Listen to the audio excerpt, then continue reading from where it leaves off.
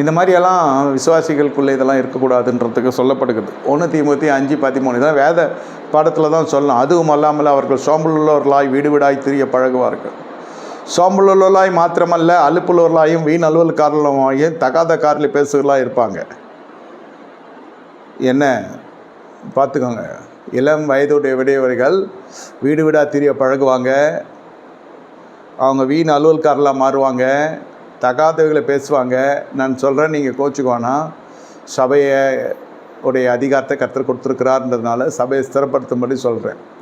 இந்த டிவோர்ஸ் ஆன கேஸு என்ன, இந்த வாழாமல் வந்துடுறாங்க, அப்புறம் இளம் விதவைகள், இவங்களெல்லாம் உங்களுடைய இருப்பிடம் கதவுகள் அடைக்கப்பட்டிருந்தால் நலமாக இருக்கும்.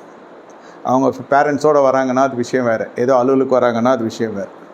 இந்த மாதிரி சோம்பலுக்காக டைம் போல் சும்மா வாய் பேசுறதுக்காகவே வருவாங்க. இவங்களெல்லாம் நீங்கள் என்கரேஜ் பண்ணாதீங்க. அதுதான் பவுல் இந்த உபதேசத்தை கொண்டு வர அந்த தேவதூதன் வீட்டில் சேர்க்காதுன்னு அவர் சொல்லிட்டார்.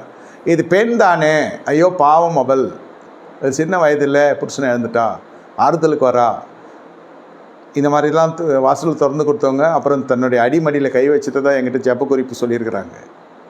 சொல்கிறது நான் புரியுதில்ல. அவங்க அட்வைஸ் பண்ணுவாங்க, நல்லா போயின்ற குடும்பத்தில் உனக்கு வாழ தெரில, அவர் இப்படி பாரு, அவர் இப்படி பாரு, இப்படி பாரு, அப்படி பொடி, ஆரம்பத்துலேருந்தே பொடின்னு இது வந்தாச்சு, வைண்டப் ஆகி வந்தாச்சு. அது என்னமோ அவங்களுடைய வாழ்க்கை, அவங்களுடைய காரியங்கள். ஆனால் நல்லா போயின்ற குடும்பத்துக்குள்ளே இது ஏதாவது வாயை வச்சு சும்மா இருக்காது. வாய் பேசன்னு தெரிஞ்சால் அவன்ட்டு விலகுன்றது தான் நான் சொல்ல வரேன். ஆவியில் அனல், அவன் ஆவி வேற ஆவி வந்துடும். அப்புறம் எதுக்கு இவன் இப்படி சொன்னான்ட்டு போயிட்டு யோசித்து அவங்களுக்கு ஒன்றும் புரியாமல் எனக்கு ஃபோன் அடித்து கேட்பாங்க, எப்படி ஒருத்தங்க வந்தாங்க, இப்படி ஒருத்தங்க பேசுகிறாங்க, எனக்கு புரியல, ஆனால் என் மனசு அடிச்சிக்குது, பரிசுத்தாவியினர் சமாதானம் கலைக்கப்படுது ஐயா, கர்த்தர் உங்களோடு இருக்கிறாருனால இதை சொல்லி கேட்குறேன், கொஞ்சம் சொல்லுங்கள் என்ன விஷயம் இதுன்னு. முதல் தப்பு, நீ கதவு திறந்ததே தப்பு. என்ன ஏதுன்னு கேட்டு அமிச்சினாக்கா அவர் எதுக்கு இவ்வளோ டீட்டெயிலாக, நீ கதவு திறந்து உட்கார வச்சு பேசுறது தானே இவ்வளோ தூரம் வந்தது. வீண் அலுவல்காரியாக வந்தாலா?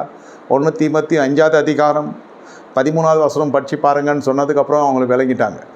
அடுத்த வாட்டி அந்தம்மா வந்துச்சு, கதவை திறக்காமல் என்ன வேணும்னாங்க, அதுக்கு மூஞ்சில் அடிச்ச மாதிரி ஆகி போயிடுச்சு.